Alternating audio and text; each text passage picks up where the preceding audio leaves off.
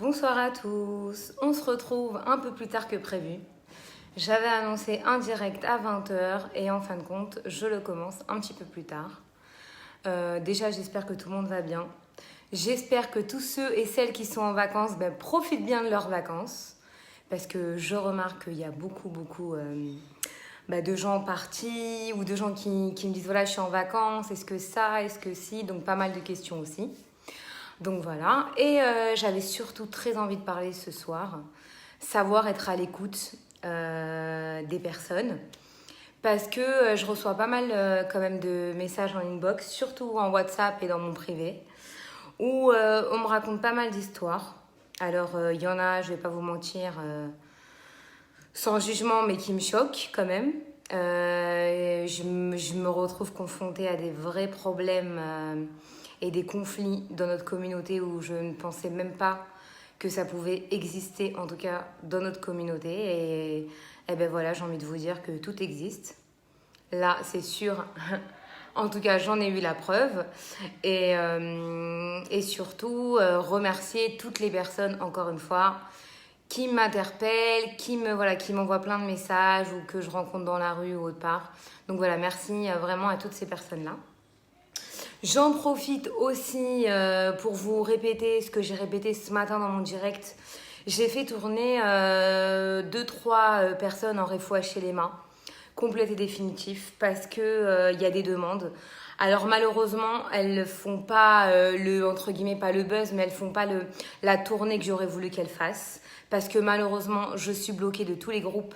À part cette page et mon groupe, je ne peux partager nulle part, en tout cas ni dans les coups de pouce ni autre part.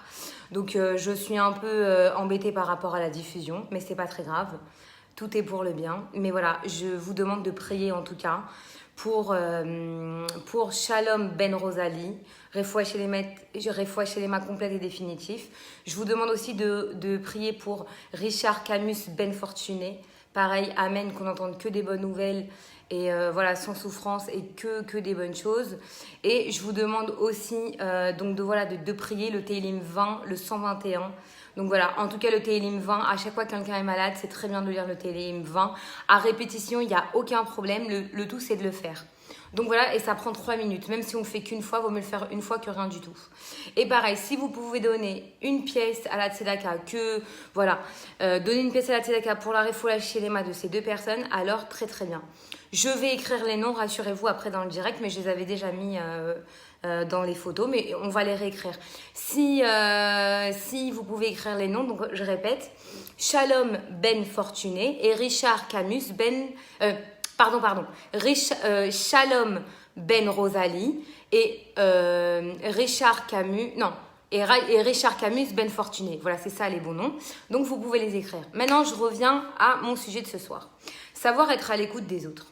Je reçois donc des messages où malheureusement entre mère et fille ça s'entend pas, entre belle-mère et belle-fille ça s'entend pas, des fois il y a une mauvaise entente entre mari et femme, il y a une mauvaise entente entre frère et frère ou frère et sœur ou sœur, et je me dis quand même à un moment donné, je sais pas, moi je sais que... Enfin, moi, je prends mon exemple à moi, encore une fois. Hein, moi, je suis pas rabbinite, ok. Je suis pas sniout dans ma vie de tous les jours. Comme ça, on remet bien les choses clairement. Mais pourquoi je vous dis tout ça? C'est parce que savoir parler et être à l'écoute de quelqu'un, des fois, bien sûr, on peut ne pas s'entendre avec tout. Enfin, moi, j'ai des sœurs, des fois, on n'est pas d'accord sur les sujets. Des fois, ça va porter à un débat. Mais c'est pas pour autant que, chas shalom, on va être amené à plus du tout se parler ou avoir des choses, chas shalom, malsaines ou souhaiter des choses pires. Et j'entends quand même un jeune homme qui me dit « Mon frère, je peux plus le voir, je lui souhaite la mort, c'est une ordure, c'est ça ?» Et je me dis « Mais Elohim Ishmor ?» Et je lui réponds et je lui dis « Mais allô, ton frère, il lui arrive n'importe quoi, tu vas porter le deuil pendant 30 jours. Donc, je crois que t'as pas notion des mots que t'emploies. » Et à un moment donné, il me dit « Ouais, mais il m'écoute pas. » Mais est-ce que toi, tu l'écoutes? À un moment donné, c'est comme partout. C'est comme dans les couples, c'est comme dans les relations mère-enfant, comme les belles-mères, belles-filles. À un moment donné, quand on veut se faire respecter, déjà, il faut donner du respect à la personne qu'on a en face de soi, quoi qu'il se passe. Jamais manquer de respect. Et surtout, savoir se mettre à la place de l'autre. Parce que c'est très facile de dire des choses Mais attention, je parle pas au niveau des points de vue, on n'est pas d'accord sur quelque chose. Je parle des sujets, par exemple, Chas Shalom, on est deux sœurs, ou un frère et sœur, ou deux frères. Et Chas Shalom, un de nos deux parents, ils ont un problème de santé. Et forcément, il y a toujours quelqu'un qui est beaucoup plus attentionné ou plus clean avec son père et sa mère. Et l'autre, parce qu'il y en a une qui s'en occupe ou le frère il s'en occupe, alors l'autre c'est bon, il vit sa life mais il fait rien.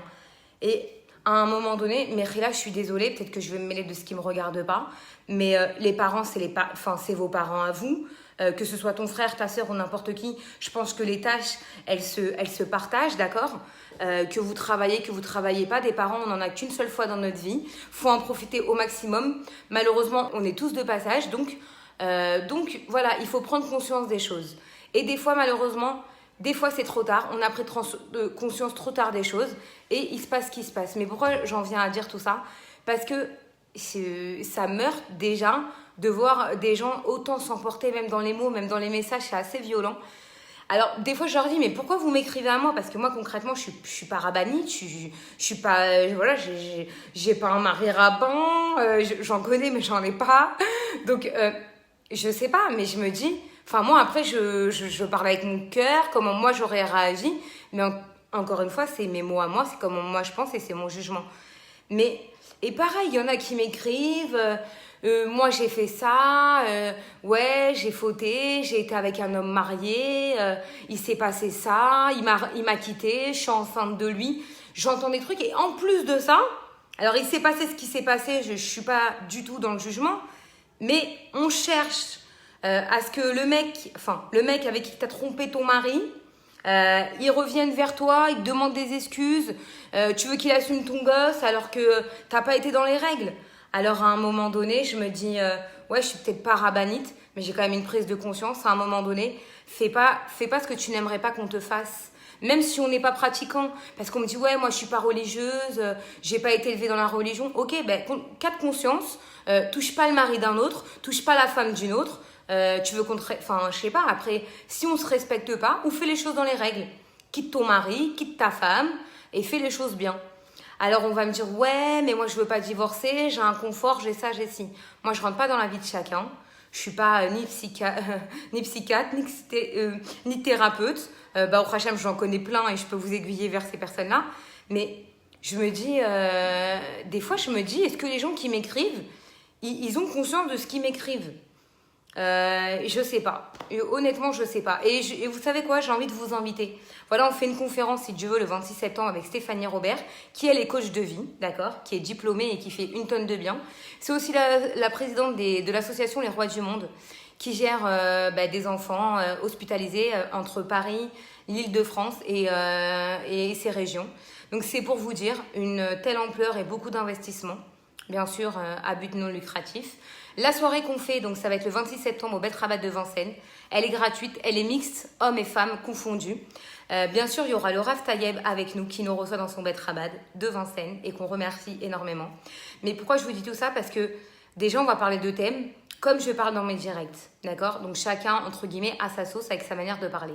Mais moi, je fais surtout ça à travers un public aujourd'hui, en tout cas réel, pour que moi, j'ai envie qu'il y ait des gens dans la salle qui réagissent.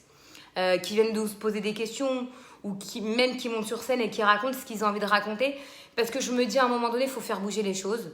Alors, je ne sais pas si on va réussir à faire bouger les choses, mais ce que je sais, c'est qu'on va essayer de toucher le cœur des gens, même ceux qui ne sont pas hyper religieux, hyper pratiquants ou pratiquantes.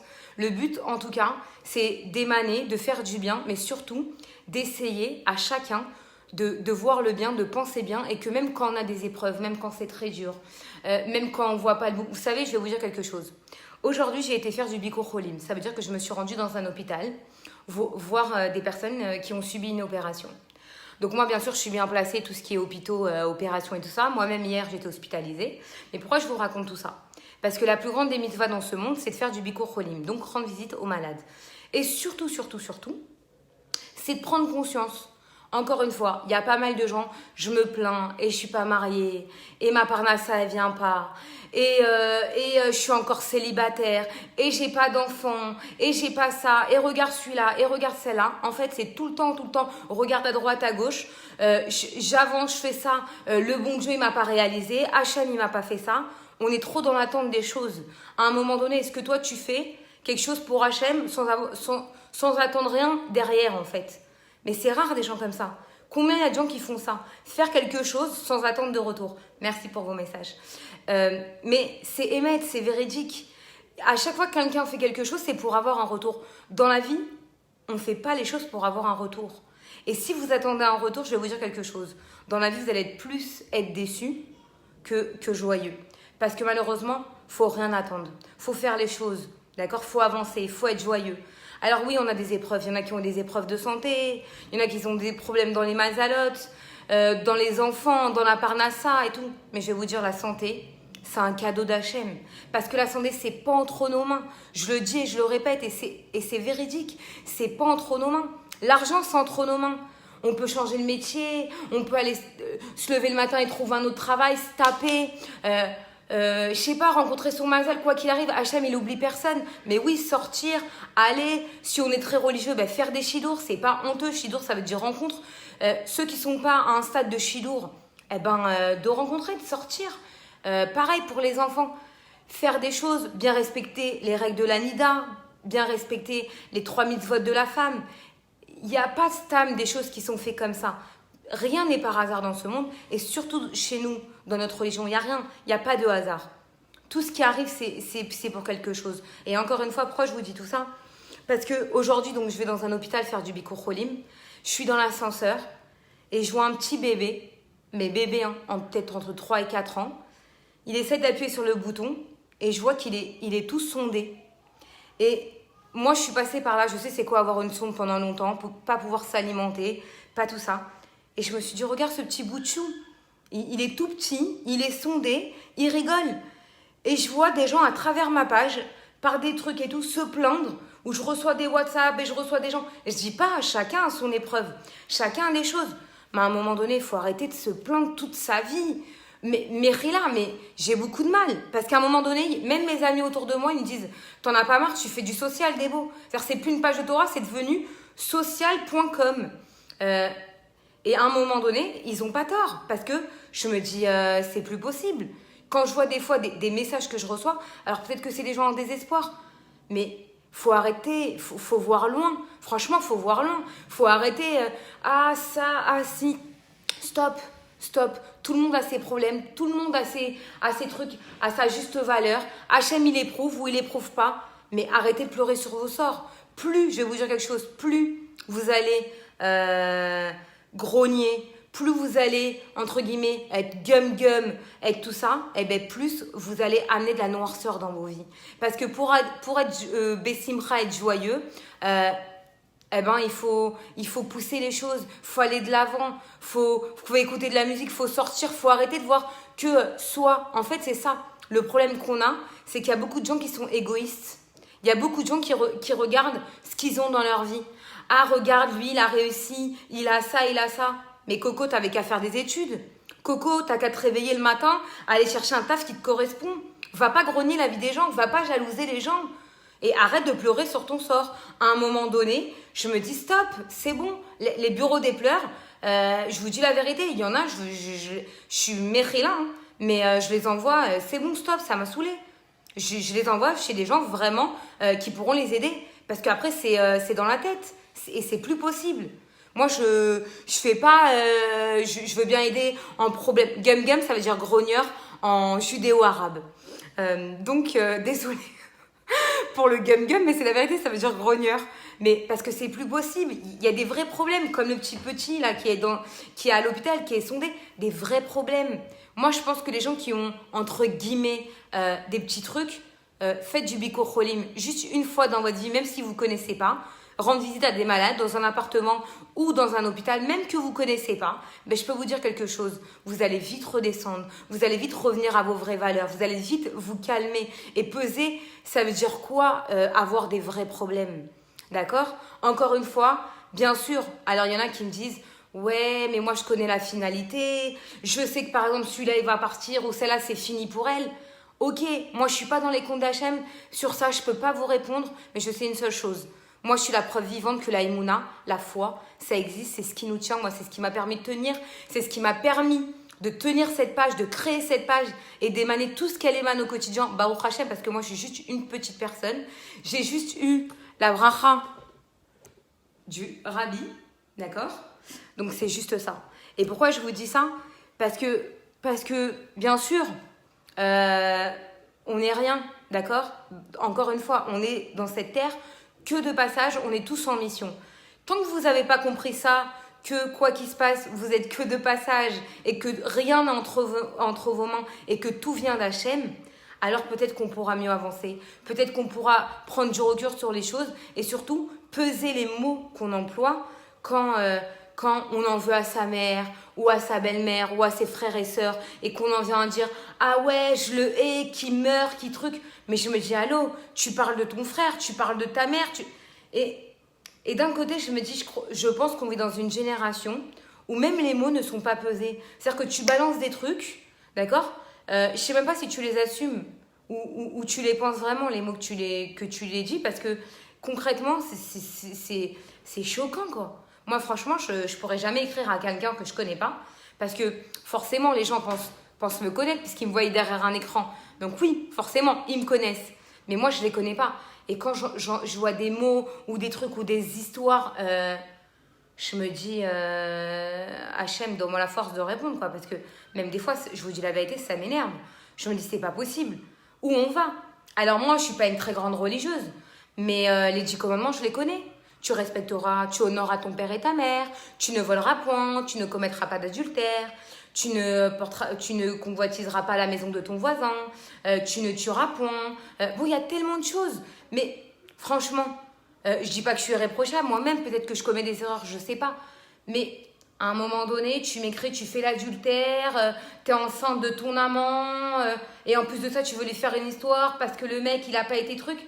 Mais tu veux que je te dise quoi? Que tu as mon aval? Mais Rila, tu n'auras jamais mon aval. Moi, je peux pas. Je suis pas dans le jugement, mais tu peux pas avoir mon aval. Mon aval, tu m'écris pourquoi? Je peux pas t'aider. Je peux pas t'aider. Même un rave, tourne-toi vers un rave. Parce que moi, honnêtement, je peux pas aider. Il y a des choses où je peux pas aider. Parce que honnêtement, je suis tellement surprise qu'on puisse m'écrire des choses comme ça, que je me dis, où il y a un blême, où c'est moi qui me drogue, même si je me drogue pas, Baruch Hashem. Mais je me dis, ils ont fumé la moquette, les gens, c'est plus possible. Et, encore une fois, et pareil, il y a des gens, tu leur donnes des conseils, tu essayes de les aider, mais ils veulent pas écouter. D'accord? Et ils vont dire, ouais, mais toi, t'es pas d'accord, tu comprends pas, tu te mets pas à ma place. Écoute, c'est pas que je me mets pas à ta place, j'essaie de me mettre à ta place, mais ce que tu me racontes, avec tout ce que j'ai pu vivre, tout ce que je vois dans mon quotidien, où je me déplace et dans les hôpitaux où je vais, je peux dire que ton problème, il est minime. Donc, va plus loin, vois plus loin que le bout de ton nez, sors.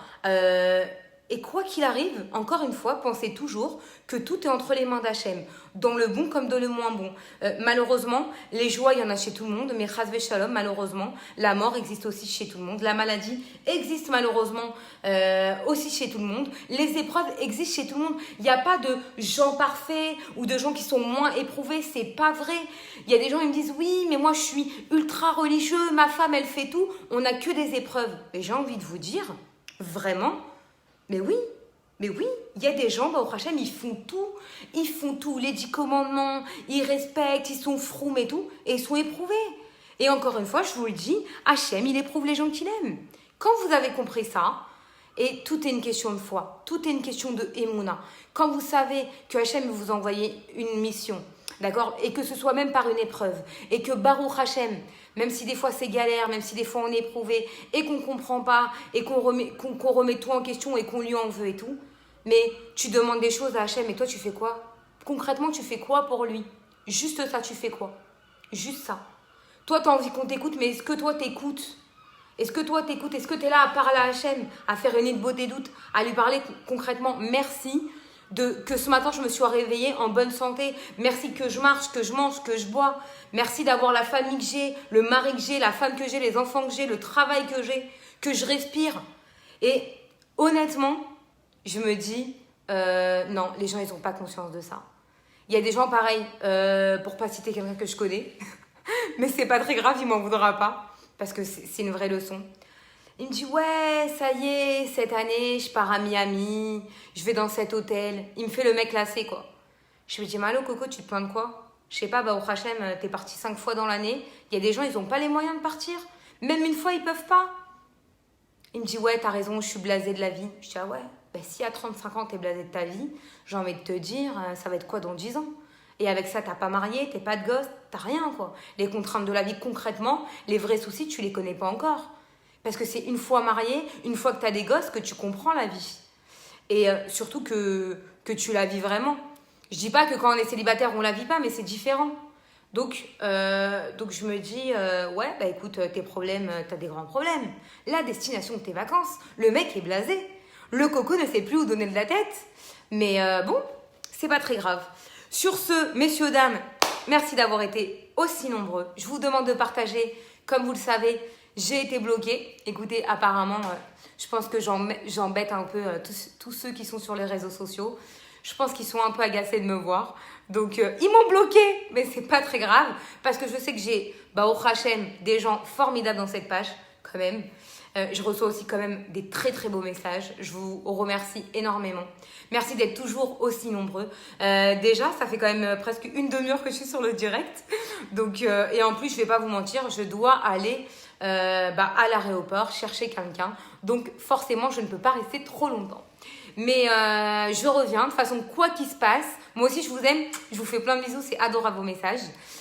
Pourquoi je suis bloquée? Je vous ai dit. Je pense que je dois embêter certains qui contrôlent un peu les réseaux. Donc, en tout cas, les coups de pouce. Ça fait une fois que j'ai été bloquée, maintenant c'est la deuxième fois. Donc, je vous demande de partager. Franchement, c'est toujours un kiff de vous retrouver. Bien sûr, les éléments et les informations pour le prochain Oman qui a lieu en octobre, si Dieu veut, avec Jonathan, le voyage MISC, notre deuxième voyage. Mais surtout, je vous retrouve en vrai à la rentrée, qu'on se parle en direct, qu'on se voit. Et je vous donne rendez-vous avec Stéphanie Robert, la présidente des Rois du Monde, si Dieu veut, au Bet Rabad de Vincennes le 26 septembre à 20h30, public mixte, avec le Rav aussi, Tayeb, qui sera là avec nous.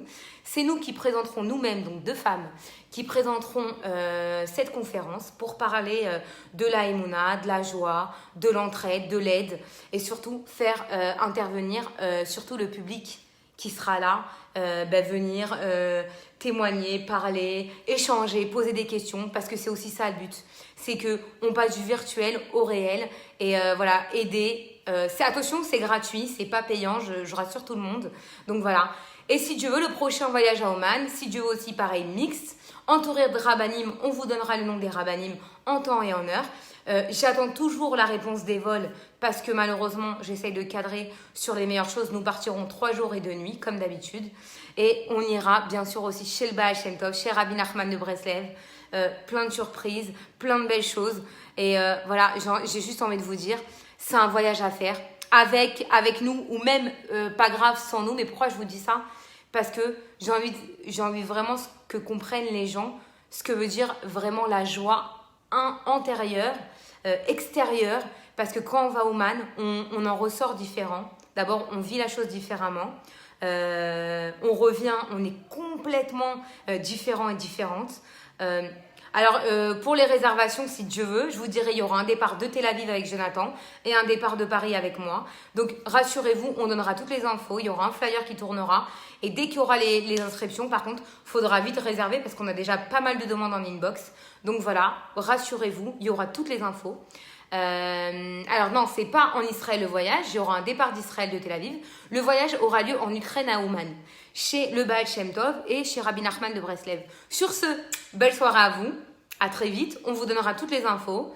Partagez, parce que le but c'est d'aider et surtout c'est de prendre conscience que on veut être écouté, écouter l'autre, d'accord? Restez bessimcha, restez joyeux. D'accord? Les épreuves, on en aura tous, malheureusement. C'est comme ça. Mais à son juste titre, on se doit de prendre les choses avec le sourire, même quand c'est difficile. Même quand c'est très, très dur. Parce que je vais vous dire une chose, qu'est-ce qui vous sauvera? C'est ça. La émouna, la foi, et de se dire que tout vient d'Hachem et que tout est pour le bien. Belle soirée à vous. Je vous embrasse et on se retrouve. Peut-être qu'on se retrouve même demain soir. Allez, peut-être qu'on se retrouve demain soir. Je vous promets rien pour demain soir, mais si Dieu veut, peut-être qu'on se retrouve demain soir. Belle soirée à vous.